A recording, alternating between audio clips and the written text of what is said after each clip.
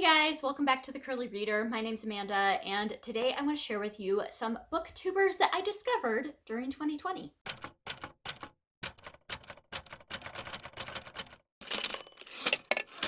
Alright, so can we first take a moment and admire my new bookish shirt? I love it so much. It says She's Reading Again, How Novel. I got it from Bookshelf Tees, and so I will link her website down below. I'm just obsessed with it. I've been wanting it for a while, and I finally just decided to treat myself and get myself a new shirt. So anyway, now that we have that out of the way, I want to share with you some booktubers that I discovered during 2020. So obviously, I'm always discovering new people. I guess it's not obviously, but I'm always discovering new people and adding new people to my subscription feed on YouTube. And 2020 was quite a fruitful year as far as discovering new people that I absolutely have been loving. And so I thought I would share with you some of my favorites. These are not all people that started their channels in 2020, although some of them are. Some of them have many subscribers and some of them have very few. I do not discriminate. I am, I'm an equal opportunist. So if I like your content, I'm there and I'm going to mention you. So these are not in order of anything. These are just the order in which I wrote them down on my notepad.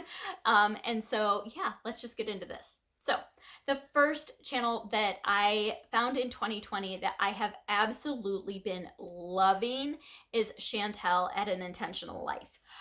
She is a homeschooling Canadian mama. She picks TBRs every month off of a book cart. She had her husband make her own TBR selection website, which is just amazing. She talks a lot about why she reads books and what appeals to her about books. She reads a very, very wide variety of things. She's just so eloquent. I love just her demeanor and her aesthetic. She's very calming, which my chaotic life needs, because I am not. And so I watch all of her stuff. I just think that she's super creative and she's on her game, and yeah. So she is definitely one of my favorite finds of 2020. All right, another channel that I subscribed to this year is A Book Like You. The girl's name is Keisha, and I subscribed to her initially because I think of middle grade things. She reads quite a bit of middle grade, but she also reads YA and adult. She's a children's librarian, and I just really like her stuff. She has a great Southern accent, which trips me out because I don't. And so I think it's just fun. But she, like I said, she reads a wide range of things, but does read quite a bit of middle grade because of that children's librarian aspect of her life. And so I really enjoy that. Somebody that is not new around here that I just found this year is Bree from Call Me After Coffee. I had never ran across her channel before, and I can't believe I hadn't. But last February, we both ended up hosting historical fiction readathons in the same time frame, and neither one of us knew about it. And so we kind of ran across each other there, and I love her stuff. She, once again, is just a very calming presence. She reads a huge range of things from middle grade to fantasy to historical fiction. And she just has, like I said, I gravitate towards this calming presence within channels because that's not me, and I think that I could use a little bit of that in my life. So, but yeah, so she's another one that I found this year. A new booktuber from last year. I don't know if she started in 2019 or 2020, to be completely honest. But I found her through Historathon last year, and she's helping me co-host it this year. And that is Angie from Sciencemama. She's also a homeschooling mom. She's a mom of 4 as well. And no, does she have 3? Oh, crap. No, I think she has 4. Correct me if I'm wrong. I think she has 4 though. But she homeschools. She has a lot of homeschool content on her channel, which I've appreciated this year because we're going that route this year too. But she went to school. She's a scientist. She was a science professor. And so she views things from a very scientific lens. And so she loves historical fiction. She loves fantasy. She just reads a very, broad genre of things, or range, not genre, very broad range of things.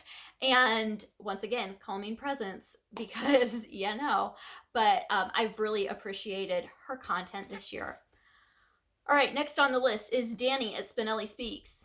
She is not calm, but man, is she fun. She is bubbly, she is out there, she is high energy, and I love it. She's super creative, she's super peppy all the time, which is another thing that I love, and so I don't even know how I ran across her, but man alive, have I been loving her stuff. She does everything from challenges to tags to 60-second book reviews and things like that, which I just think is fantastic. She got married this past year, and so she shared some of her wedding details, which was just so much fun. And once again, reads a very, very wide range of things, literary fiction to old classics to fantasy to whatever. And she's my fellow thrifty booktuber. All right. Another one that is not new, but I just found this year because I really delved way deep into the middle grade reading world this year. I don't think a lot of people know that I really didn't read as much middle grade as I did this year. I didn't read that much in the past, but after middle grade March this year, I just went down the rabbit hole and never came back out. But a middle grade resource that I absolutely love is Colby Sharp. He is a fifth grade teacher in Michigan, and he just does middle grade book reviews and reading lists. And back when school was in session, he would talk about what his students were reading and what they were taking home for the holidays and stuff. And he'll talk about what he's reading out loud to his kids, and he'll talk about arcs that he's getting. And I really admire him as a resource for recommending middle grade. All right, a new booktuber that I just think is so precious is Melissa at Libraries and Labradors. We don't read super similarly. She reads a lot of romance and a lot of classics, and then some historical fiction. And I don't really read romance or classics, but I think she's just got the personality. She's fun and lighthearted, and I just think that she is amazing. She is a pretty new booktuber, and so definitely go check her out. And she has a couple of yellow labs that are in her videos quite a bit, and she's just so much fun. All right, next is Olivia Savannah at Olivia's Catastrophe. She's another one I found this year, and I don't even remember how I found her, but I've been obsessed with her videos. She is so eloquent. She lives in the Netherlands, but she's British, and so she has the perfect accent. And she just has a great perspective on books. I have been eating up her stuff. So go check her out. One that I found during middle grade March is Vanessa at Split Reads, and middle grade is not her primary genre, but I just ended up finding her during middle grade March. She's another one that's a children's librarian, but she reads a lot of nonfiction. She reads a lot of middle grade and a lot of nonfiction and a lot of graphic novels. And I love it. I love her perspective on things. She's very critical with her ratings. And so a lot of times I'm like, ooh, I gave that book 5 stars and you gave it 2. But 2 for her is not as bad as it is for me, and so it all balances out. But I love the way she talks about books. She's just so point blank about things and decisive, and I feel like a lot of times I'm very easily persuaded, and she is just nope, this is how I feel. And I love that. So I really have been enjoying Vanessa's content.